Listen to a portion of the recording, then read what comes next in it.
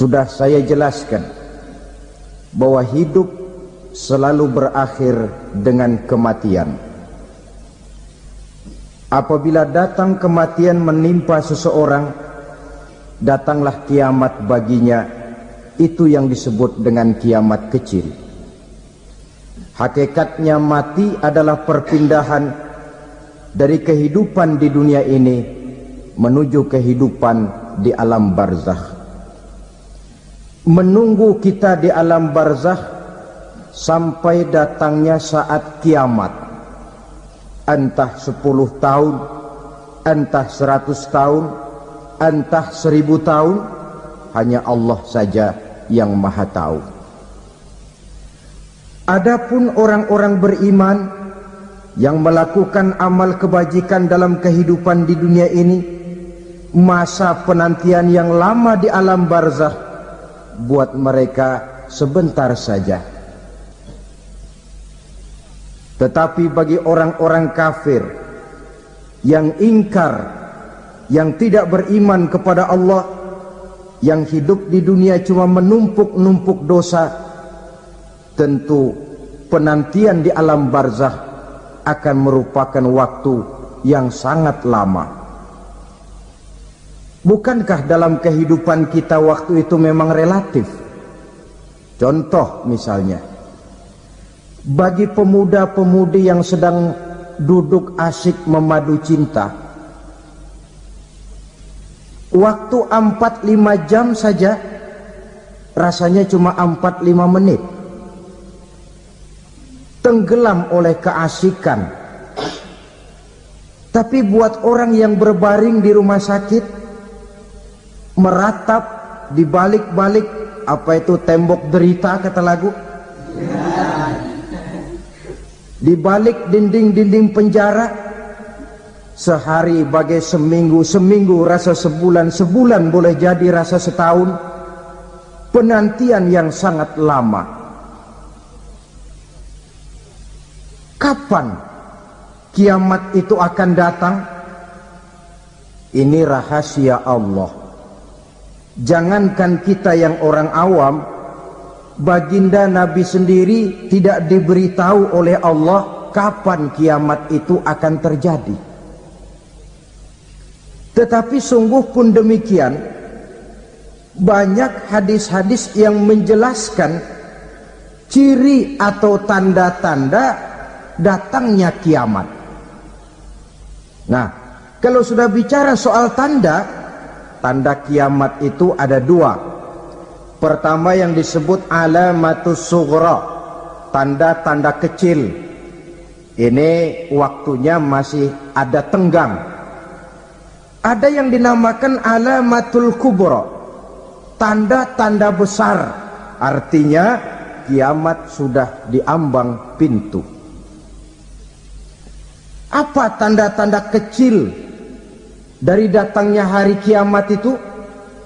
Misalnya kata Nabi, apabila ilmu sudah diangkat oleh Allah, artinya apabila ulama sudah banyak wafat, minat orang belajar agama berkurang, lalu kebodohan nampak merajalela di mana-mana, zina dikerjakan secara terbuka, minuman-minuman keras jadi kebanggaan. Itu termasuk di antara tanda-tanda kecil terjadinya hari kiamat. Apalagi misalnya iza waladatil ammatu rabbataha, apabila budak sudah melahirkan tuan. Apa maksudnya? Ada yang mentafsirkan apabila anak sudah bisa membudaki orang tuanya. Orang tua yang melahirkan dia, yang membesarkan dia, demi setelah si anak besar jadi orang berpangkat, bertitel, berharta, berkedudukan, jadilah orang tua itu budaknya. Sehingga sering dibilang kalau orang tua kaya, anak jadi raja. Tapi kalau anak yang kaya, orang tua sering jadi budak. Apalagi munculnya fitnah yang bergelombang, timbul perang antara dua bangsa yang besar, waktu berjalan terasa sangat pendek sekali. Itu merupakan tanda di antara tanda-tanda kiamat. termasuk di dalamnya sulit membedakan mana laki mana perempuan. Kan kalau tanda-tanda kayak begini sekarang sudah banyak kita lihat kan. Ulama banyak wafat, penggantinya sulit. Zina dikerjakan berterang-terangan, minuman keras jadi kebanggaan. Banyak anak membudaki orang tuanya, sulit membedakan mana laki mana perempuan. Kadang-kadang dari belakang kita lihat perempuan bener, begitu kita colek nengok jenggotan.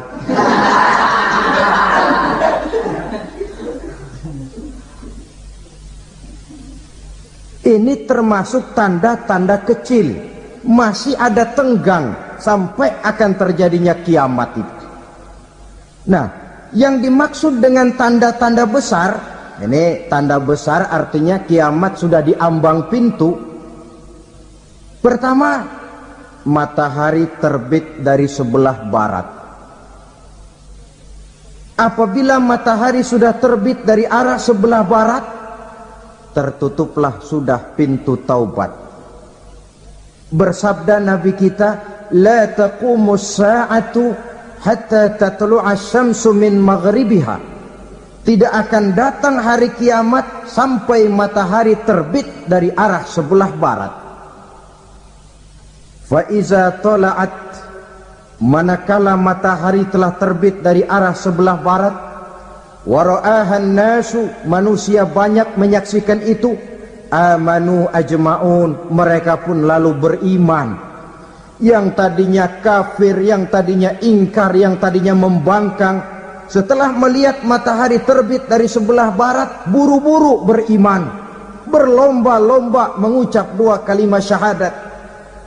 Tapi apa yang terjadi? Kata Nabi, wadzalika hina la yanfa'u nafsan imanuha lam takun amanat min qabl. Hari itu adalah hari yang iman sudah tidak berguna lagi bagi seseorang apabila sebelumnya memang dia tidak pernah beriman. Au kasabat fi imaniha khaira, atau beriman tetapi tidak pernah melakukan kebajikan di dalam keimanannya itu.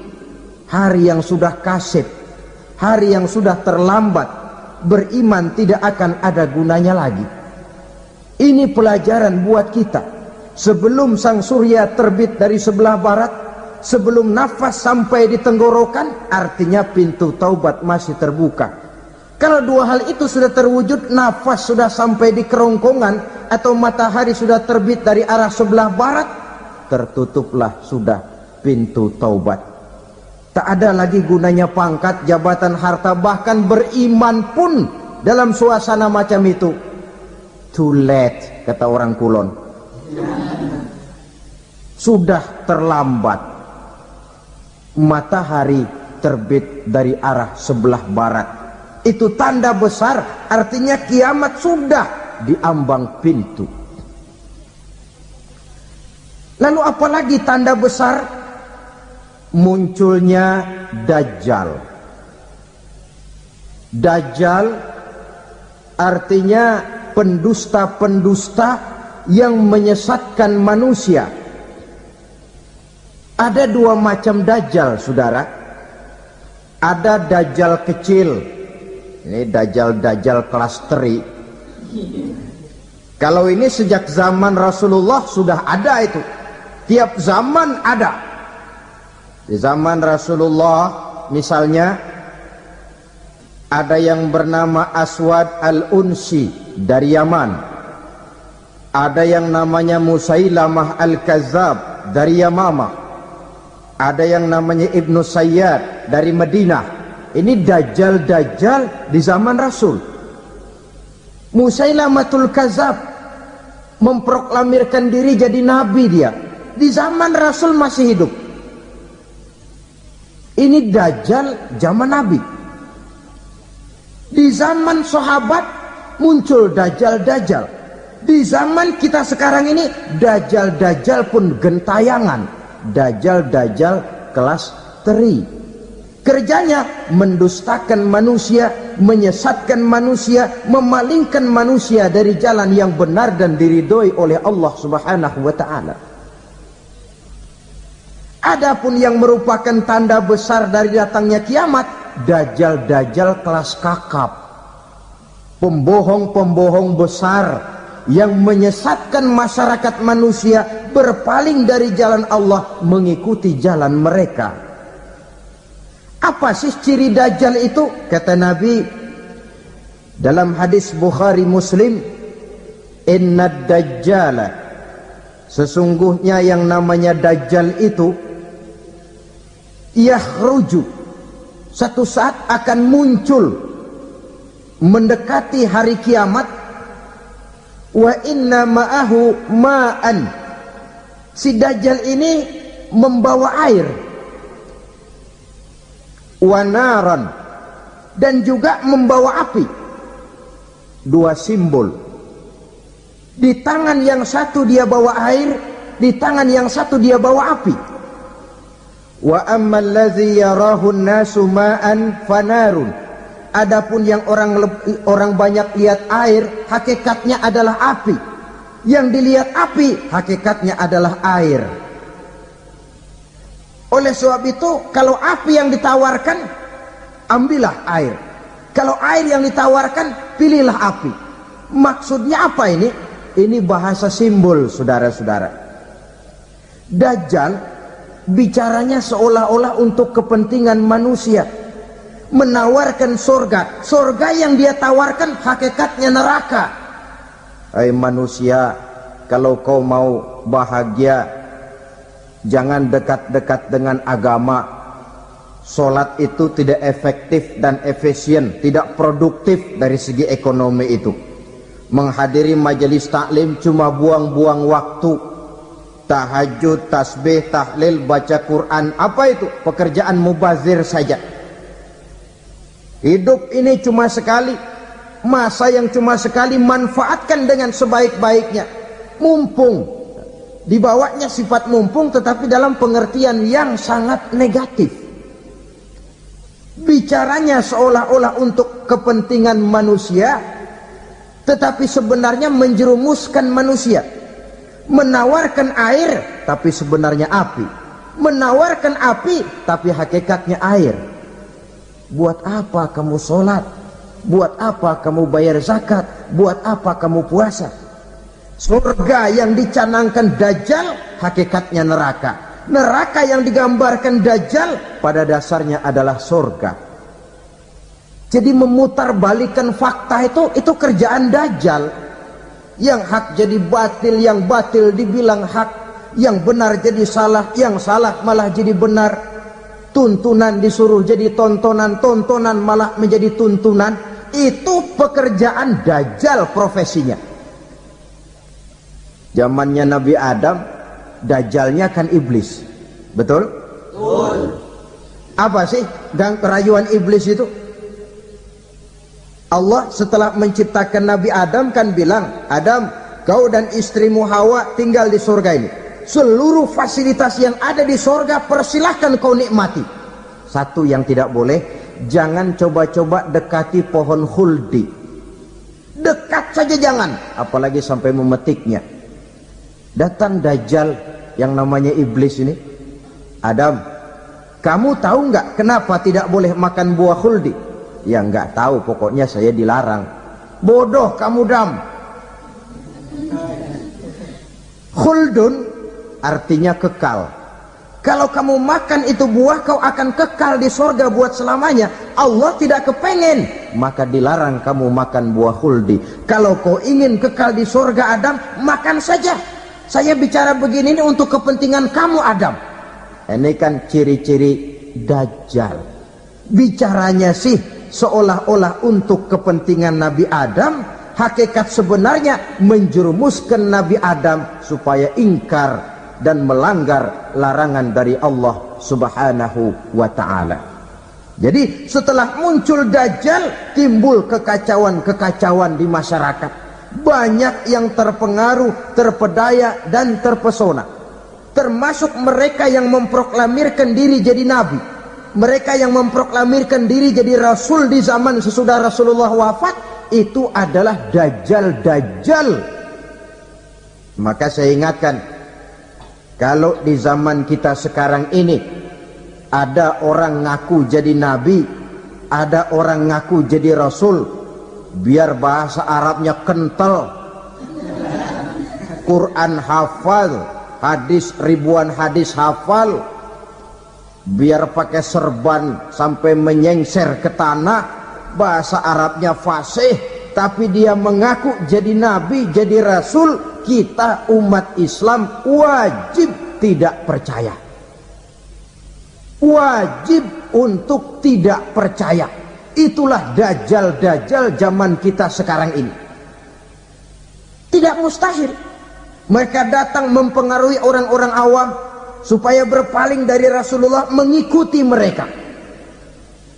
Nah, di akhir zaman nanti, mendekati hari kiamat, dajjal ini muncul, dajjal kelas kakap, menyesatkan masyarakat manusia untuk berpaling dari Islam, mengikuti seruan mereka.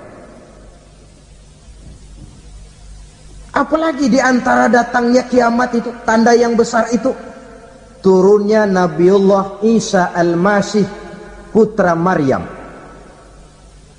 Menurut berbagai hadis yang sahih, Nabi Isa Al-Masih nanti akan turun lagi, tidak membawa risalah yang baru, tapi meluruskan risalah Islam ini yang telah banyak ditinggalkan oleh masyarakat. Bahkan ada hadis menjelaskan beliau akan membunuh Nabi, mematahkan kayu-kayu salib, lalu melaksanakan haji dan umrah mengikuti syariat Nabi Muhammad, bukan membawa agama baru, menjadi semacam mujaddid, reformer, menyelamatkan manusia dari bisikan dajjal. Bahkan ada riwayat yang menjelaskan bahwa Nabi Isa berhasil mengalahkan dajjal, mengembalikan masyarakat manusia kembali kepada ajaran Islam yang datang dari Allah, dibawa oleh Rasulullah sallallahu alaihi wasallam. Dengan kata lain, turunnya Nabi Isa bukan sebagai nabi dan rasul baru, tetapi mengikuti syariat Nabi kita Muhammad sallallahu alaihi wasallam. Saudara hadirin, ibu-ibu hadirat yang saya hormati, kemudian apalagi di antara tanda-tanda besar akan datangnya kiamat itu? Keluarnya asap atau awan. Kata Nabi, inna min asrati sa'ah dukhanan yamla'u ma bainal masyriqi wal maghrib. Di antara tanda-tanda kiamat, munculnya awan atau asap yang memenuhi antara langit dan bumi. Ini pun diperkuat dalam surah Ad-Dukhan ayat 10, fartaqib yauma ta'tis sama' bidukhanin mubin fayughshan nas hadza azabun alim. Bagi orang-orang yang beriman, mereka biasa-biasa saja, tapi bagi orang kufur, datangnya asap dan awan ini merupakan azab yang kelewat pedih. Barangkali sedikit mendekati gambaran tentang azab yang pedih ini, saya ingatkan alam pikiran kita kepada peristiwa yang belum lama terjadi. Pernah dengar berita bocornya reaktor nuklir di Chernobyl, Uni Soviet? Pernah dengar? Nah. Bocornya reaktor nuklir di Chernobyl yang mengakibatkan ratusan, bahkan sangat mungkin ribuan nyawa. Cuma satu reaktor. Bagaimana kalau seluruh cadangan nuklir yang dimiliki oleh para negara adik kuasa ini diledakkan? Bahkan yang konon menurut catatan, cadangan nuklir yang dimiliki bersama oleh Amerika dan Rusia sekarang ini sudah sanggup memusnahkan 6 miliar manusia, 1,5 kali lebih banyak dari jumlah manusia yang nongkrong di permukaan bumi ini. Saudara-saudara hadirin yang saya hormati, lalu saat mendekati hari kiamat, apalagi tandanya? Setelah Nabi Isa wafat, pada saat turunnya yang kedua kali, Lalu Allah meniupkan angin sejuk. Semua orang-orang beriman, orang-orang baik wafat. Sehingga penghuni bumi ini cuma tinggal lagi terdiri dari orang-orang kafir. Tidak ada lagi di bumi ini yang bisa mengucapkan Allah. Sehingga dalam hadis qudsi itu ada keterangan, Innallaha azza wa jalla yaqulu li Israfil. Allah pernah pesan kepada malaikat Israfil. Kata Allah, Israfil, Iza sami'ta qailan yaqul Allah Allah fa akhirin nafakh 40 sanatan ikraman liqailiha. Hai Israfil, apabila kau dengar di permukaan bumi masih banyak orang yang mengucapkan Allah Allah, maka tunda sangkakala kiamat itu 40 tahun. Untuk apa? Ikraman liqailiha, menghormati orang yang mengucapkan Allah Allah itu. Wah, jadi karena sekarang masih banyak yang mengucapkan Allah, besar hatilah kita, masih jauh kiamat itu. Tapi jangan lupa, kiamat pribadi, kiamat kecil itu yang gak kita sangka-sangka. Ajal datang mencabut nyawa, itu kiamat pribadi. Dan itu yang pasti kita hadapi. Dan itu yang membuat kita tidak boleh bersikap main-main di dalam kehidupan sekarang ini. Saudara hadirin yang saya hormati, tidak ada lagi orang-orang muslim. Seluruh penduduk dunia ini kafir. Lalu terciptalah struktur sosial yang berlandaskan prinsip hidup semau gue. Bakal terjadilah prinsip di mana yang kaya menyantap yang miskin, yang kuat menindas yang lemah. Hidup sudah bagaikan di rimba belantara, berlaku hukum rimba. Siapa yang kuat dia yang menang, siapa yang lemah menjadi mangsa. Timbul kekacauan, maksiat merajalela, munkarat menjadi-jadi, sehingga isi bumi ini penuh dengan segala macam perbuatan dosa. Tidak ada perlunya lagi alam diperpanjang temponya. Datang saat yang sudah dijanjikan oleh Allah Azza wa Jalla, maka terjadilah yang disebut kiamat kubra, kiamat besar, kiamat hancur-hancuran. Bagaimana kejadian ini dimulai? Dalam surah Az-Zumar ayat 68, Allah subhanahu wa ta'ala berfirman, wa nufikha fis suri fasa'iqa man fis samawati wa man fil ardi illa man sya'allahu. Maka manakala ditiuplah sangkakala, terkejutlah seluruh yang ada di langit dan seluruh yang ada di bumi. Bila saat kiamat datang, Allah perintah malaikat Israfil, Israfil, tiup sangkakalamu. Ditiuplah sangkakala oleh malaikat Israfil.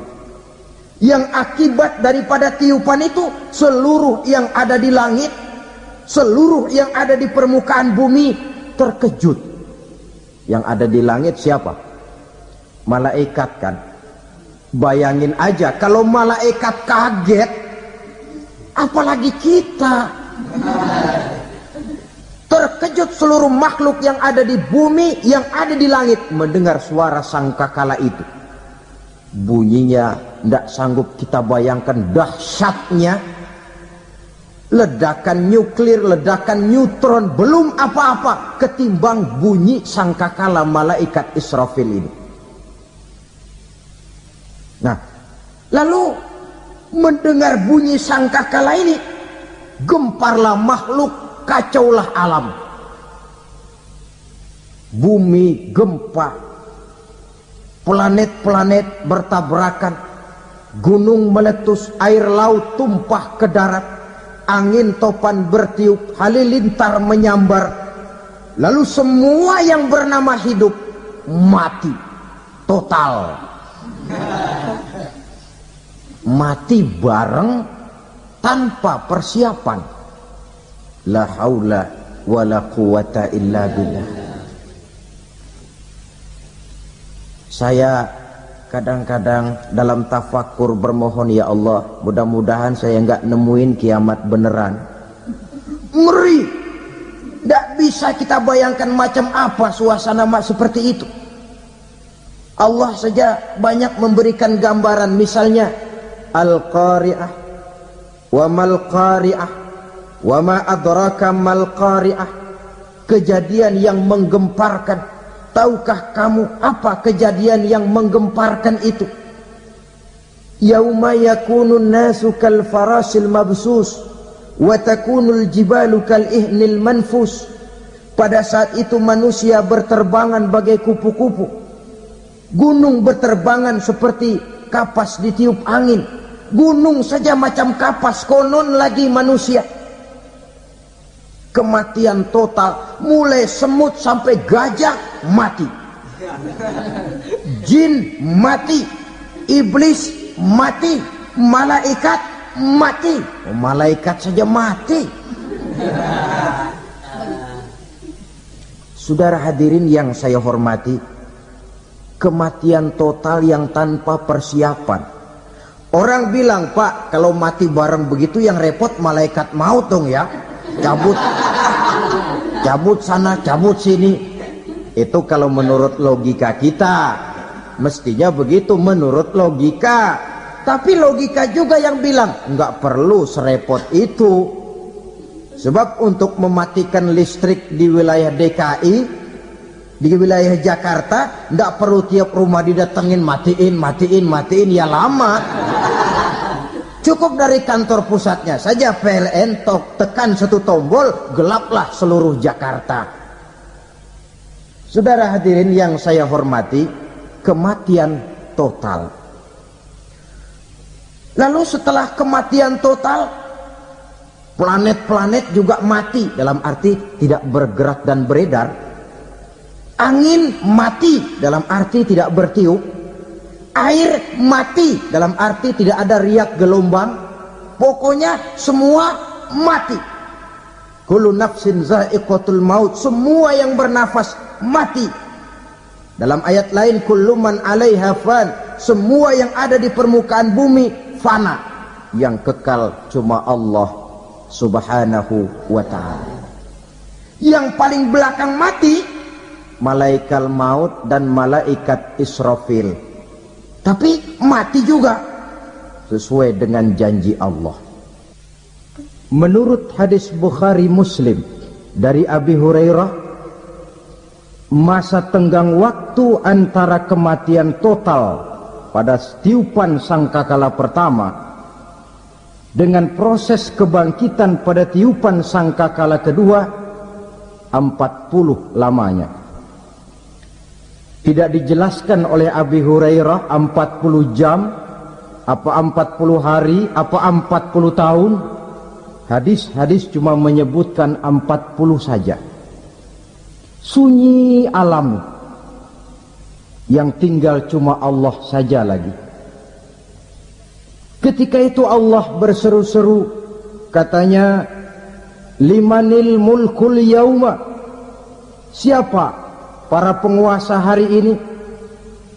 Mana itu raja-raja dan penguasa yang dulu mengaku jadi Tuhan? Fir'aun. Mana Fir'aun sekarang? Yang dulu jadi raja, merasa berhasil, sombong, lalu tidak mau turun-turun dari kekuasaannya, sampai kepada puncak kekurang ajarannya mengangkat diri jadi Tuhan. Mana itu Fir'aun? Namrus, mana sekarang Namrus? La ilaha illa ana, ternyata tidak ada Tuhan lain selain daripada aku, kata Allah. Proses kemudian, saudara-saudara, turunlah hujan dari langit. 40 lamanya hujan itu. Tidak jelas juga 40 jam apa 40 hari. Setelah air turun membasahi, datanglah tiupan sangkakala yang kedua. Semua yang bernama mati bangkit dari kuburnya masing-masing. Ini yang disebut yaumul ba'tsi, hari kebangkitan. Allahu Akbar. Pada saat kita bangkit dari kubur kita masing-masing, kumpul di padang mahsyar namanya. Bayangin aja, saya sendiri nggak sanggup bayangin. Manusia sejak zaman Adam sampai zaman kiamat kumpul bareng di tempat sama. Berapa banyaknya itu?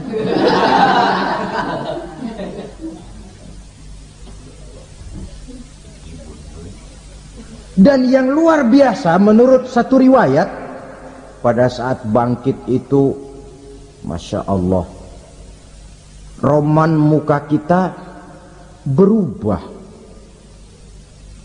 disesuaikan dengan amalan kita waktu di dunia ini. Barang siapa yang waktu di dunia amalannya itu amalan tikus, di akhirat nanti dia bangkit dari kubur, mukanya seperti muka tikus. Gagah betul badannya, tapi mukanya seperti tikus. Kenapa? Amalannya waktu di dunia seperti amalan tikus. Apa amalan tikus itu? Suka ngegeragoti barang yang sudah disimpan rapi-rapi. Orang sudah simpan uang rapi-rapi, simpan perhiasan rapi-rapi, digeragoti oleh tikus. Maling-maling, pencoleng-pencoleng, koruptor-koruptor, itu nanti di akhirat nanti kita lihat mukanya seperti muka tikus. Oh, ini waktu di dunia suka nyolong, mukanya seperti muka tikus. Barang siapa yang waktu di dunia ini amalannya itu amalan macan, dia akan bangkit nanti mukanya seperti muka macan. Apa amalan macan? Macan itu amalannya menang-menangan. Orang yang mau menang saja nggak mau mengalah. Coba lihat di hutan, kenal hutan nggak? Di hutan, raja hutan di mana-mana pasti macan, betul kan? Betul. Padahal hutan belum pernah bikin pemilihan umum. Tapi macan tidak peduli ada pemilihan umum apa tidak, pokok saya raja. Sebab apa? Macan jadi raja itu bukan karena benar, tapi karena kuat jadi raja. Setelah dia jadi raja, rakyat hutan yang mesti dilindungi malah dimakan oleh raja macan. Kambing rakyat hutan dimakan oleh macan. Ayam rakyat hutan dimakan oleh macan. Itu nanti kita lihat di akhirat itu mukanya seperti muka macan, gagah betul. Lalu barang siapa yang di dunia ini amalannya itu seperti amalan anjing, nanti dia punya muka seperti muka anjing. Apa amalan anjing? Pertama, anjing itu kalau disuruh jaga rumah, dia tidak bisa membedakan mana maling, mana tamu. Biar yang datang maling, kalau bawa tulang, anjing kalem. Yang kedua, anjing itu akan setia kepada siapa saja yang memberinya roti. Siapa yang memberinya roti, itulah majikannya. Apa kata majikannya pasti dia laksanakan. Soal benar atau salah dia tidak peduli. Setelah anjing dapat roti, dia tidak punya pilihan lain kecuali bilang, abdi mah kumaha juragan wae ayeuna mah.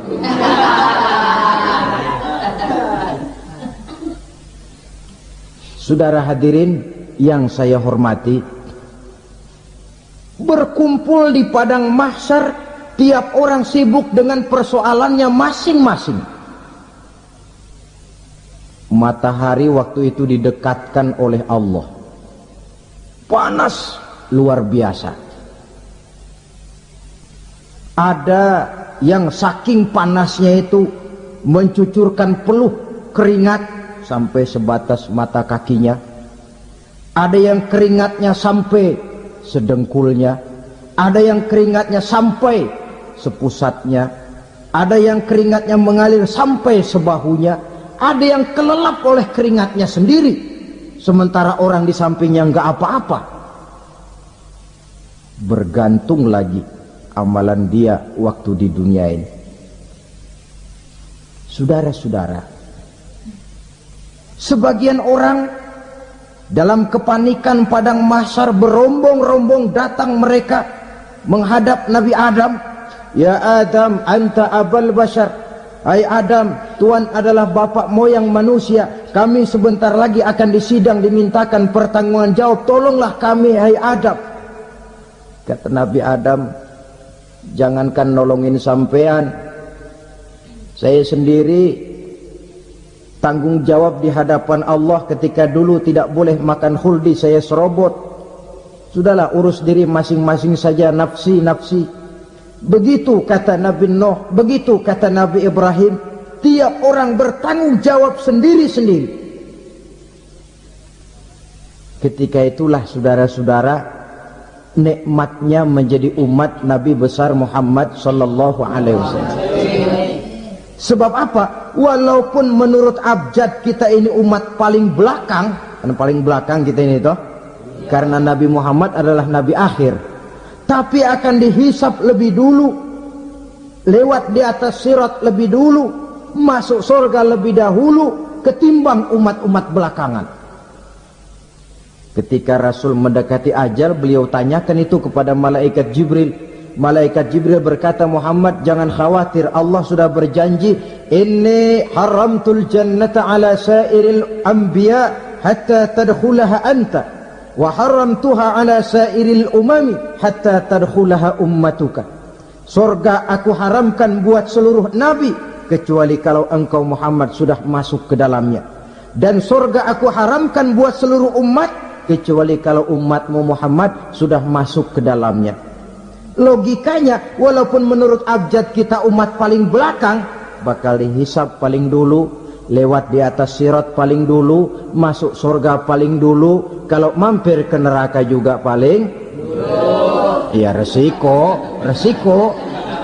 Jangan mau enaknya aja paling dulu. Saudara hadirin yang saya hormati, setelah masa kebangkitan itu jangan dikira begitu bangkit langsung diperiksa, masih menunggu menanti ribuan tahun perhitungan padang mahsyar untuk sampai kepada proses yang disebut yaumul hisab, hari perhitungan. Seorang demi seorang bakal dipanggil. Bayangkan saja, kita se-RT saja di absen, kadang-kadang perlu waktu lama. Ini manusia sejak zaman Nabi Adam sampai datang hari kiamat, satu demi satu disidang di hadapan Qadhi Rabbul Jalil. Status sosial copot sudah waktu itu. Yang pernah jadi hartawan di situ tidak lagi kelihatan kehartawanannya. Yang pernah jadi jenderal tidak lagi dipanggil jenderalnya, yang ustadz tidak lagi dipanggil al-mukarramnya. Seluruh status sosial selesai. Dipanggillah kita seorang demi seorang menghadap Qadhi Rabbul Jalil. Bagaimana proses penghisaban itu? Pertama, proses tanya jawab. Di antaranya ada hadis menyatakan, lan tazula qadama 'abdin yaumal qiyamah hatta yus'ala an arba'i khisalin. Besok di hari kiamat tidak akan bergeser telapak kaki seorang hamba sampai dia ditanya lebih dulu tentang 4 persoalan. Tentang ilmunya, kemana ilmu itu diamalkan. Tentang umurnya, di mana umur itu dihabiskan. Tentang masa mudanya, kemana masa muda itu dipakai. Tentang hartanya, dari mana harta itu didapat dan kemana harta itu dibelanjakan. Ini termasuk proses tanya jawab. Jadi kalau istilah pengadilan dunia, nama Fulan bin Fulan. Kamu waktu di dunia diberikan umur panjang untuk apa? Pernah mengalami masa muda, kemana kau habiskan masa remajamu? Kau diamanahkan ilmu, dengan apa ilmumu kau amalkan? Kau diberikan harta, dari mana harta kau dapat, kemana kau belanjakan? Tak seorang pun yang bisa mungkir. Sebab apa? Dikala itu yang menjadi saksi bukan orang. Yang menjadi saksi adalah seluruh anggota badan kita. Tangan bicara, kaki jadi saksi terhadap seluruh amalan yang pernah kita kerjakan pada saat kehidupan di alam dunia ini. Selesai proses tanya jawab, lalu diperlihatkan buku catatan kita waktu hidup di dunia ini. Jangan lupa Allah itu menyiapkan 2 superkomputer kepada kita. Sebelah ditempelin sebelah kanan, yang sebelah tempelin di sebelah kiri. Komputer itu namanya Raqib dan Atid. 2 malaikat yang apabila baik kita lakukan, refleks saja akan menulis kebajikan kita. Jahat kita kerjakan akan tertulis. Catatan itu nanti diperlihatkan kepada kita. Waduh, alangkah malunya pada saat diperlihatkan catatan kita, buku rapot kita merah melulu. Barangkali diperiksa sambil diomelin, brengsek lo. Buku merah melulu begini, bagaimana waktu hidup di dunia? Tidak cukup diperlihatkan buku catatan kehidupan, rekaman kehidupan. Rekaman kehidupan kita secara utuh sejak terlahir sampai ajal datang merenggut nyawa. Barangkali mirip dengan video sekarang ini, di mana terekam dengan baik seluruh kegiatan kita sejak yang sekecil-kecilnya sampai kepada yang sebesar-besarnya. Untuk kemudian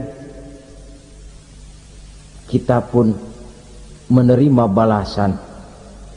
In khairan fa khairun wa in syarran fa syarrun.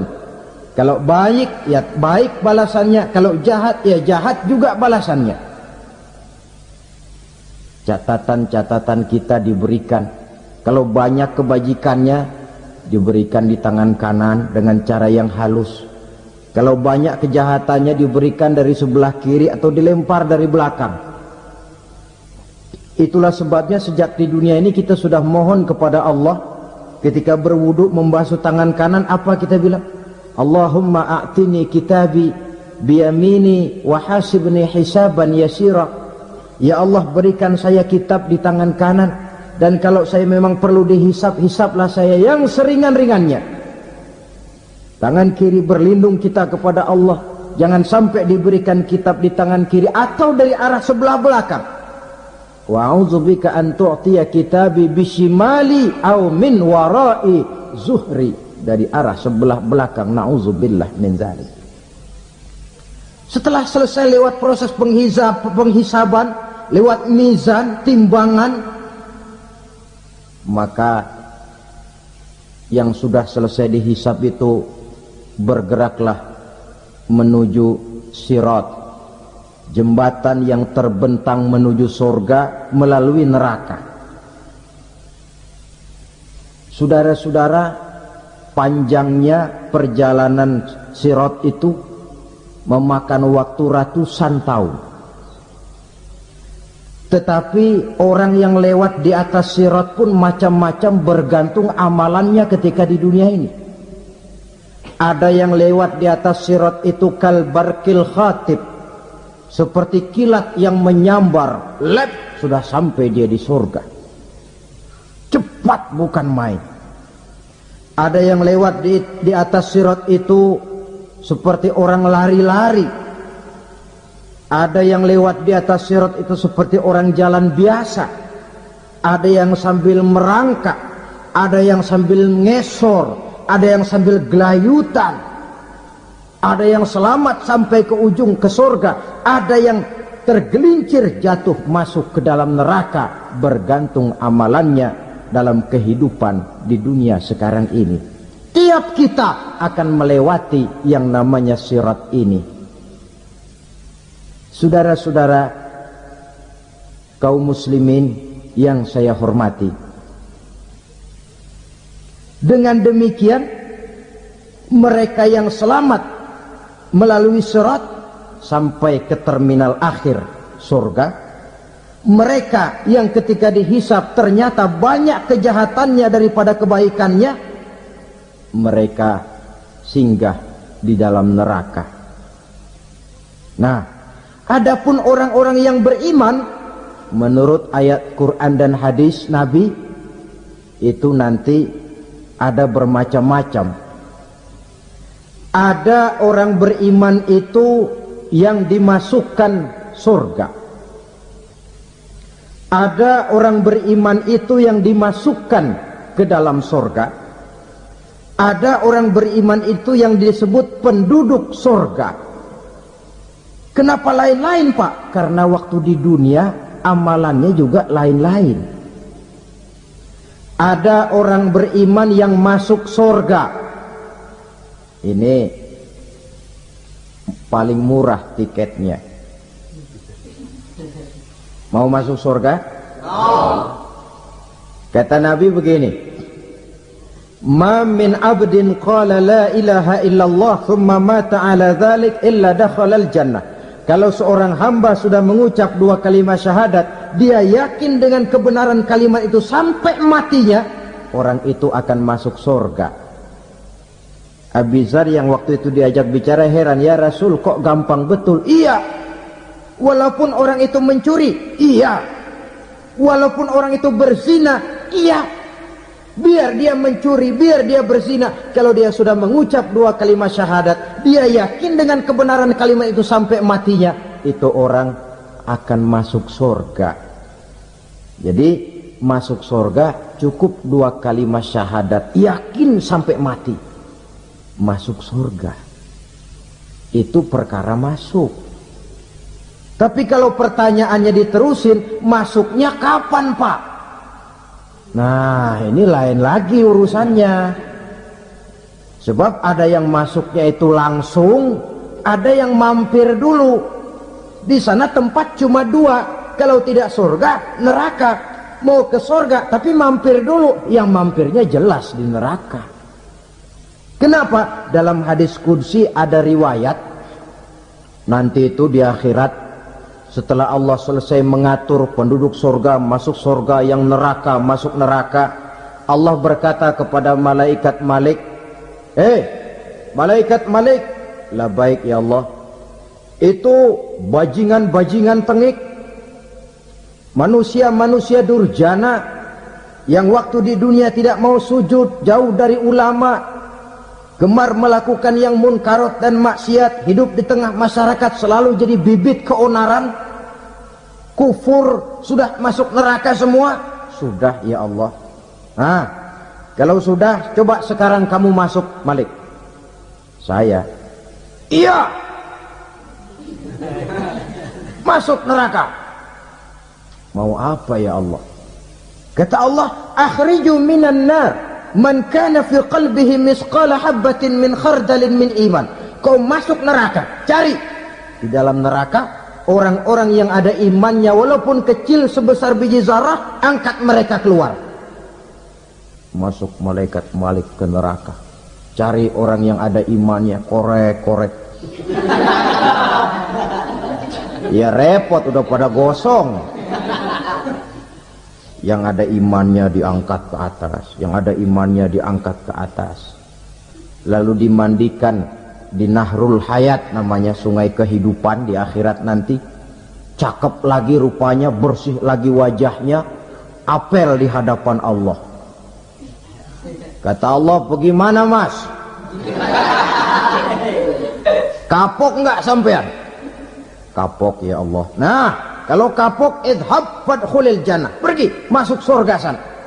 Berangkat mereka ke surga, ketemu sama teman-temannya yang udah sampai lebih dulu, yang nggak pakai mampir lagi. Terjadi dialog, Kata teman-temannya yang udah pada nyampe duluan, Mas, iya, emang baru sampai? Saya baru sampai. Memang mampir di mana dulu, Mas? Kita sudah lama sampai di surga. Saudara buka surah Al-Muddatsir ayat 34-35. Ma salakakum fis saqar? Kenapa kamu mampir di neraka Saqar? Qalu lam nakum minal musallin. Mereka menjawab, kami mampir di neraka Saqar, Mas, gara-gara dulunya kami waktu di dunia ndak pernah sholat. Ndak pernah sholat? Ndak pernah. Karena rumahnya dekat masjid. Cuma dekat doang, Mas.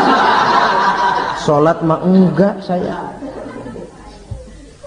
Enggak pernah ngasih makan fakir miskin, enggak pernah hadir di majelis taklim, pendeknya enggak pernah melakukan kebajikan. Maka saya pun mampir di neraka Saqar.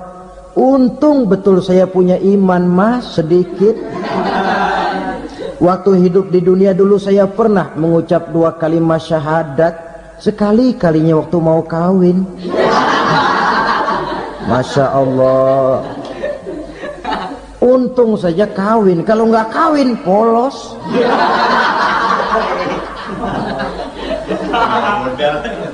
Itu juga pengulu sudah setengah mati ngajarin. Asyhadu alla, asyaduaan, asyaduaan.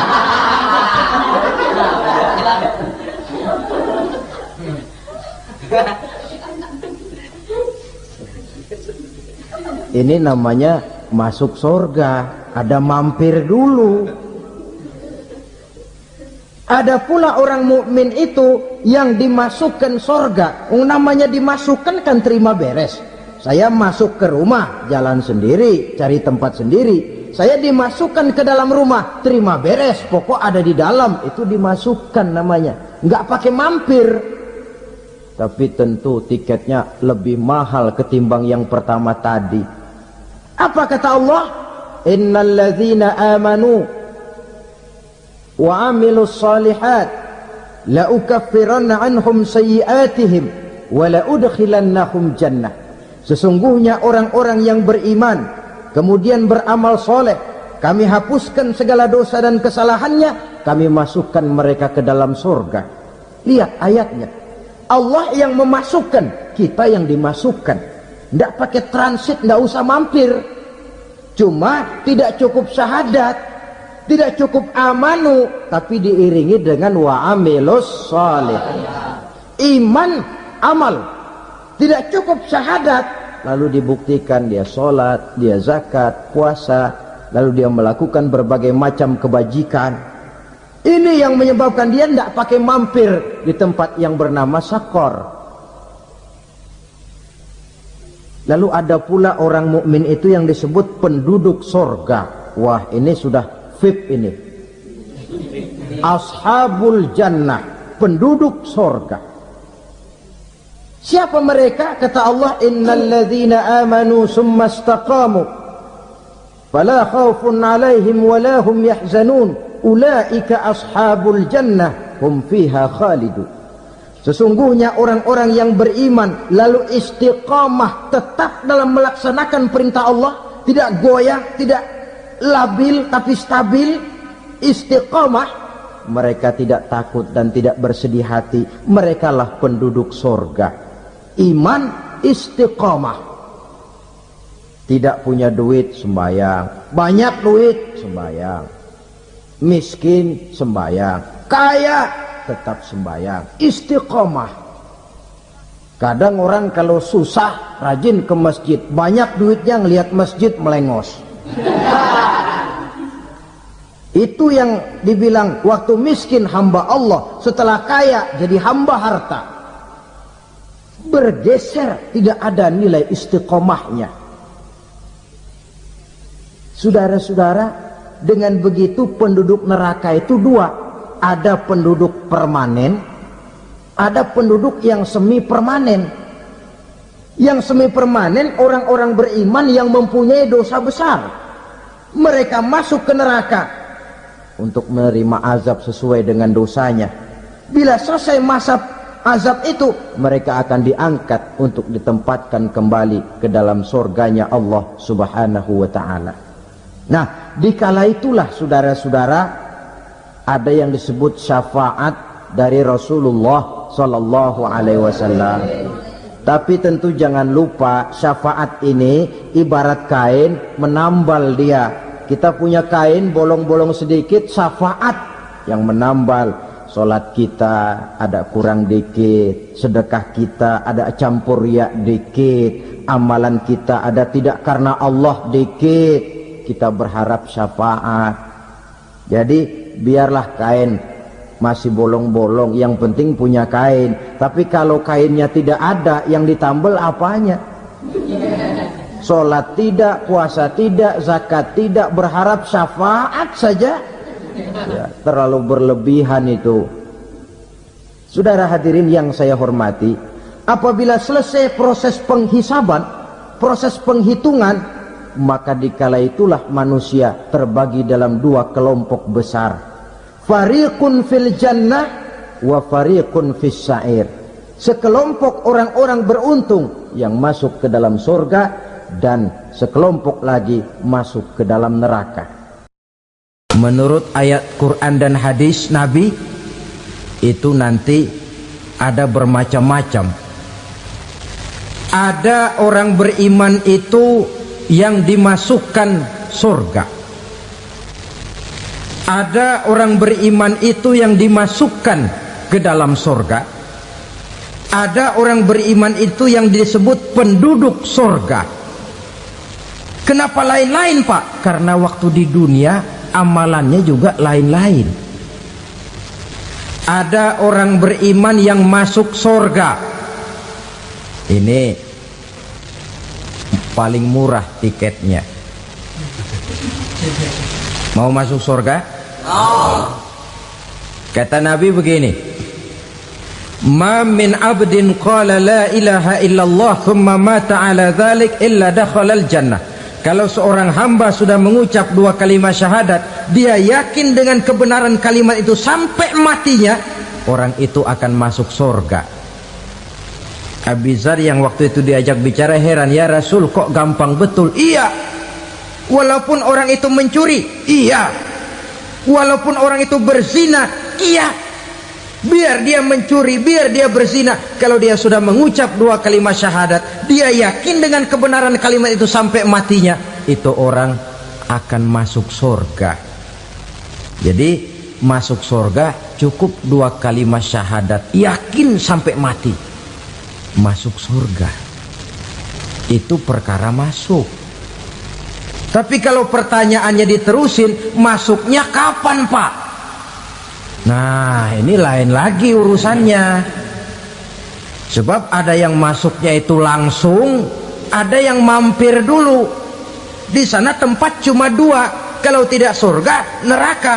Mau ke surga, tapi mampir dulu. Yang mampirnya jelas di neraka. Kenapa? Dalam hadis qudsi ada riwayat, nanti itu di akhirat, setelah Allah selesai mengatur penduduk surga masuk surga, yang neraka masuk neraka, Allah berkata kepada malaikat Malik, malaikat Malik, labaik ya Allah, itu bajingan-bajingan tengik, manusia-manusia durjana yang waktu di dunia tidak mau sujud, jauh dari ulama, gemar melakukan yang munkarat dan maksiat, hidup di tengah masyarakat selalu jadi bibit keonaran, kufur, sudah masuk neraka semua.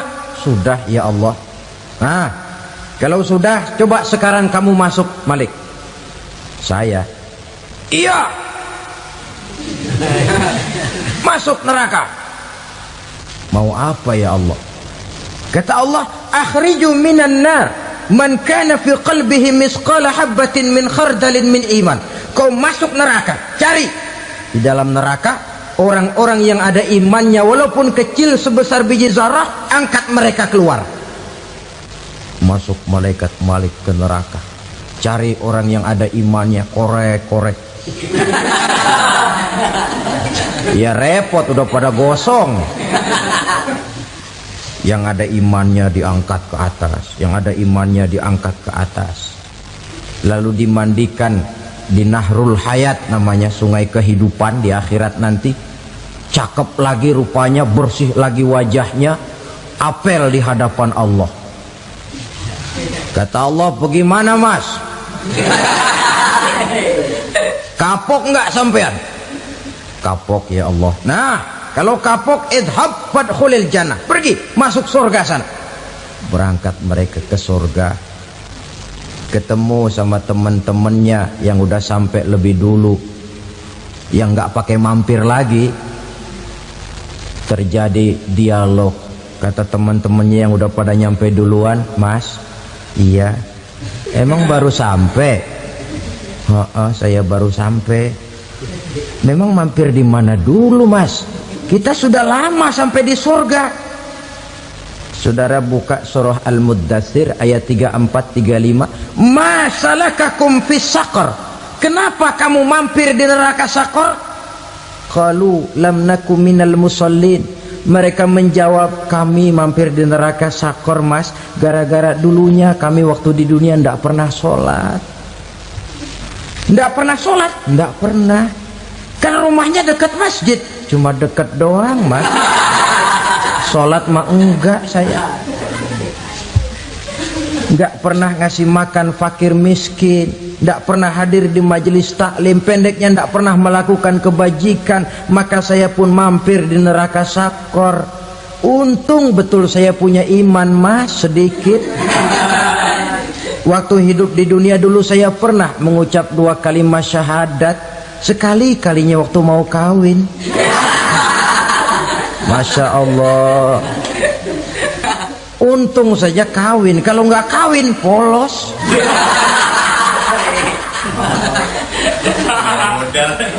Itu juga pengulu sudah setengah mati ngajarin. Asyhadu alla, asyaduaan, asyaduaan.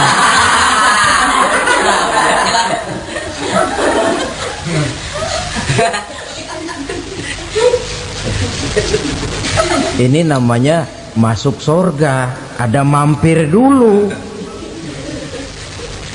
Ada pula orang mukmin itu yang dimasukkan surga. Namanya dimasukkan kan terima beres. Saya masuk ke rumah, jalan sendiri, cari tempat sendiri. Saya dimasukkan ke dalam rumah, terima beres, pokok ada di dalam, itu dimasukkan namanya. Nggak pakai mampir. Tapi tentu tiketnya lebih mahal ketimbang yang pertama tadi. Apa kata Allah? Innal ladzina amanu wa amilus salihat la ukaffiranna anhum sayyi'atihim wa la udkhilannahum jannah. Sesungguhnya orang-orang yang beriman kemudian beramal soleh, kami hapuskan segala dosa dan kesalahannya, kami masukkan mereka ke dalam surga. Lihat ayatnya, Allah yang memasukkan, kita yang dimasukkan. Tidak pakai transit, tidak usah mampir. Cuma tidak cukup syahadat, tidak cukup amanu, tapi diiringi dengan wa'amilus salih. Iman, amal. Tidak cukup syahadat, lalu dibuktikan dia sholat, dia zakat, puasa, lalu dia melakukan berbagai macam kebajikan. Ini yang menyebabkan dia tidak pakai mampir di tempat yang bernama Saqar. Lalu ada pula orang mukmin itu yang disebut penduduk surga. Wah, ini sudah VIP ini. Ashabul jannah, penduduk surga. Siapa mereka? Kata Allah, innal ladzina amanu summa istaqamu fala khaufun alaihim wala hum yahzanun ulaika ashabul jannah hum fiha khalidun. Sesungguhnya orang-orang yang beriman lalu istiqamah, tetap dalam melaksanakan perintah Allah, tidak goyah, tidak labil tapi stabil, istiqamah, mereka tidak takut dan tidak bersedih hati. Merekalah penduduk surga. Iman, istiqamah. Tidak punya duit, sembahyang. Banyak duit, sembahyang. Miskin, sembahyang. Kaya, tetap sembahyang. Istiqamah. Kadang orang kalau susah rajin ke masjid, banyak duitnya ngelihat masjid melengos. Waktu miskin hamba Allah, setelah kaya jadi hamba harta. Bergeser, tidak ada nilai istiqomahnya. Saudara-saudara, dengan begitu penduduk neraka itu dua. Ada penduduk permanen, ada penduduk yang semi permanen. Yang semi permanen orang-orang beriman yang mempunyai dosa besar. Mereka masuk ke neraka untuk menerima azab sesuai dengan dosanya. Bila selesai masa azab itu, mereka akan diangkat untuk ditempatkan kembali ke dalam surganya Allah Subhanahu wa ta'ala. Nah, dikala itulah saudara-saudara, ada yang disebut syafaat dari Rasulullah Sallallahu Alaihi Wasallam. Tapi tentu jangan lupa, syafaat ini ibarat kain menambal dia. Kita punya kain bolong-bolong sedikit, syafaat yang menambal. Solat kita ada kurang dikit, sedekah kita ada campur riak dikit, amalan kita ada tidak karena Allah dikit, kita berharap syafaat. Jadi biarlah kain masih bolong-bolong, yang penting punya kain. Tapi kalau kainnya tidak ada, yang ditambal apanya? Solat tidak, puasa tidak, zakat tidak, berharap syafaat saja. Ya, terlalu berlebihan itu. Saudara hadirin yang saya hormati, apabila selesai proses penghisaban, proses penghitungan, maka dikala itulah manusia terbagi dalam dua kelompok besar. Fariqun fil jannah wa fariqun fis sa'ir. Sekelompok orang-orang beruntung yang masuk ke dalam surga, dan sekelompok lagi masuk ke dalam neraka. Ibu-ibu, saudara-saudara kaum muslimin rahimakumullah, pada pertemuan yang lalu sudah saya jelaskan bahwa hidup selalu berakhir dengan kematian. Apabila datang kematian menimpa seseorang, datanglah kiamat baginya. Itu yang disebut dengan kiamat kecil. Hakikatnya mati adalah perpindahan dari kehidupan di dunia ini menuju kehidupan di alam barzakh. Menunggu kita di alam barzakh sampai datangnya saat kiamat. Entah 10 tahun, entah 100 tahun, entah 1000 tahun, hanya Allah saja yang maha tahu. Adapun orang-orang beriman yang melakukan amal kebajikan dalam kehidupan di dunia ini, masa penantian yang lama di alam barzakh buat mereka sebentar saja.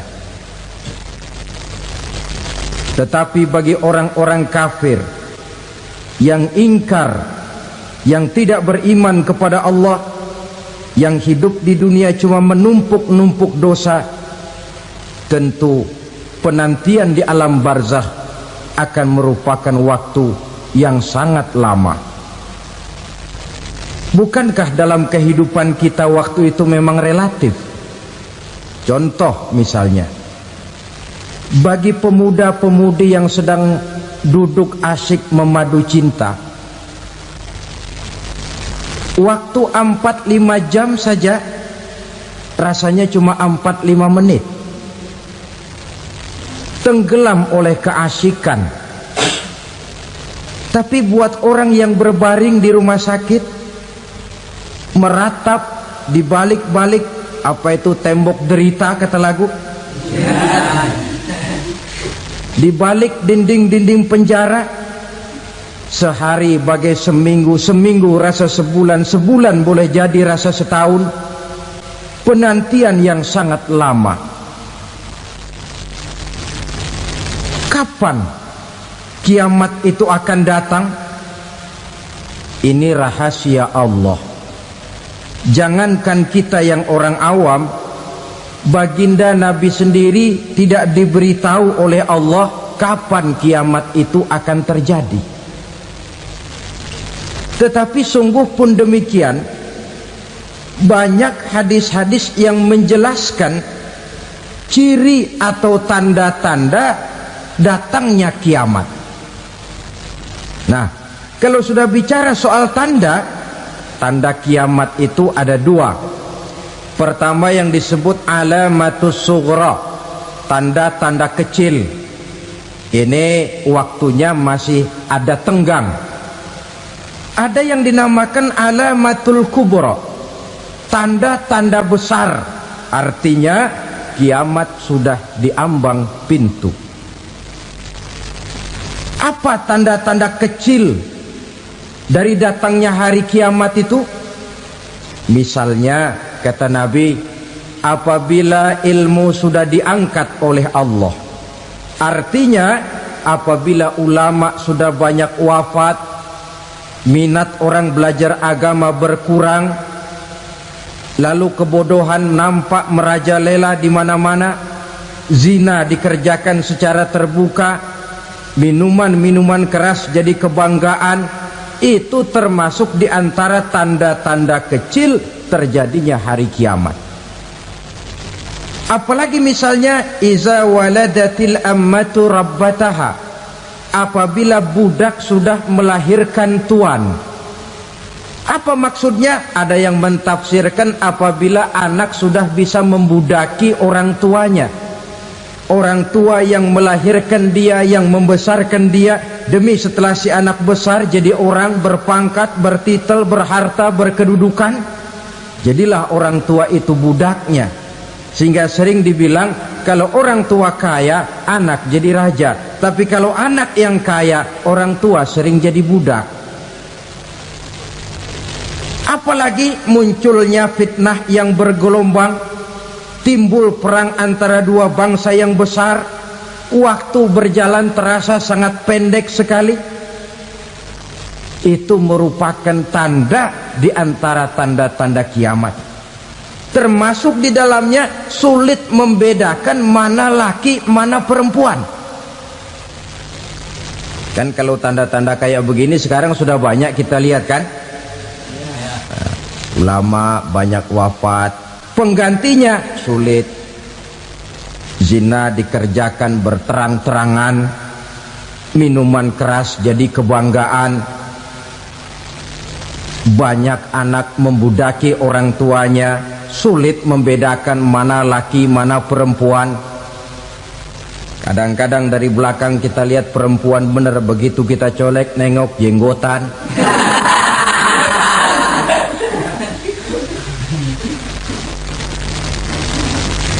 Ini termasuk tanda-tanda kecil, masih ada tenggang sampai akan terjadinya kiamat itu. Nah, yang dimaksud dengan tanda-tanda besar, ini tanda besar artinya kiamat sudah diambang pintu. Pertama, matahari terbit dari sebelah barat. Apabila matahari sudah terbit dari arah sebelah barat, tertutuplah sudah pintu taubat. Bersabda Nabi kita, la taqumus sa'atu hatta tatlu'a syamsu min maghribiha. Tidak akan datang hari kiamat sampai matahari terbit dari arah sebelah barat. Fa iza tala'at, manakala matahari telah terbit dari arah sebelah barat, wara'ahan nasu, manusia banyak menyaksikan itu, amanu ajma'un, mereka pun lalu beriman. Yang tadinya kafir, yang tadinya ingkar, yang tadinya membangkang, setelah melihat matahari terbit dari sebelah barat, buru-buru beriman, berlomba-lomba mengucap dua kalimat syahadat. Tapi apa yang terjadi? Kata Nabi, wadzalika hina la yanfa'u nafsan imanuha lam takun amanat min qabl. Hari itu adalah hari yang iman sudah tidak berguna lagi bagi seseorang apabila sebelumnya memang dia tidak pernah beriman. Au kasabat fi imaniha khaira, atau beriman tetapi tidak pernah melakukan kebajikan di dalam keimanannya itu. Hari yang sudah kasib, hari yang sudah terlambat, beriman tidak akan ada gunanya lagi. Ini pelajaran buat kita.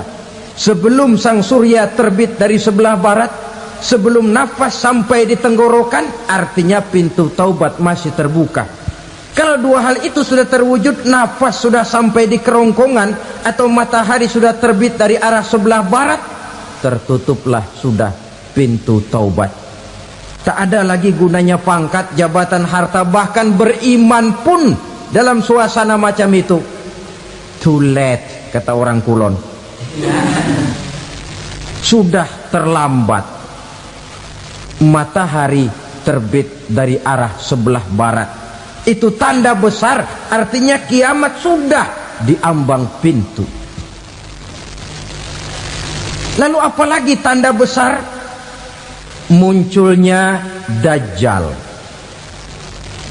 Dajjal artinya pendusta-pendusta yang menyesatkan manusia. Ada dua macam Dajjal, saudara. Ada Dajjal kecil. Ini Dajjal kelas teri. Kalau ini sejak zaman Rasulullah sudah ada itu. Tiap zaman ada. Di zaman Rasulullah misalnya ada yang bernama Aswad al-Unsi dari Yaman. Ada yang namanya Musailamah al-Kazzab dari Yamamah. Ada yang namanya Ibnu Sayyad dari Madinah. Ini Dajjal di zaman Rasul. Musailamatul Kazzab memproklamirkan diri jadi nabi dia. Di zaman Rasul masih hidup. Ini Dajjal zaman Nabi. Di zaman sahabat muncul Dajjal. Di zaman kita sekarang ini Dajjal pun gentayangan. Dajjal kelas teri. Kerjanya mendustakan manusia, menyesatkan manusia, memalingkan manusia dari jalan yang benar dan diridhoi oleh Allah Subhanahu wa taala. Adapun yang merupakan tanda besar dari datangnya kiamat, Dajjal kelas kakap. Pembohong-pembohong besar yang menyesatkan masyarakat manusia berpaling dari jalan Allah mengikuti jalan mereka. Apa sih ciri Dajjal itu? Kata Nabi dalam hadis Bukhari Muslim, "Inna Dajjala", sesungguhnya yang namanya Dajjal itu yakhruju, satu saat akan muncul mendekati hari kiamat. Wa inna ma'ahu ma'an, si Dajjal ini membawa air. Wa naran, dan juga membawa api. Dua simbol. Di tangan yang satu dia bawa air, di tangan yang satu dia bawa api. Wa ammal ladzi yarahu an-nasu ma'an fanarun, adapun yang orang banyak lihat air, hakikatnya adalah api. Yang dilihat api, hakikatnya adalah air. Oleh sebab itu, kalau api yang ditawarkan, ambillah air. Kalau air yang ditawarkan, pilihlah api. Maksudnya apa ini? Ini bahasa simbol, saudara-saudara. Dajjal bicaranya seolah-olah untuk kepentingan manusia, menawarkan surga. Surga yang dia tawarkan hakikatnya neraka. Hai manusia, kalau kau mau bahagia, jangan dekat-dekat dengan agama. Sholat itu tidak efektif dan efisien, tidak produktif dari segi ekonomi itu. Menghadiri majelis taklim cuma buang-buang waktu. Tahajud, tasbih, tahlil, baca Quran, apa itu? Pekerjaan mubazir saja. Hidup ini cuma sekali, masa yang cuma sekali, manfaatkan dengan sebaik-baiknya. Mumpung, dibawanya sifat mumpung, tetapi dalam pengertian yang sangat negatif.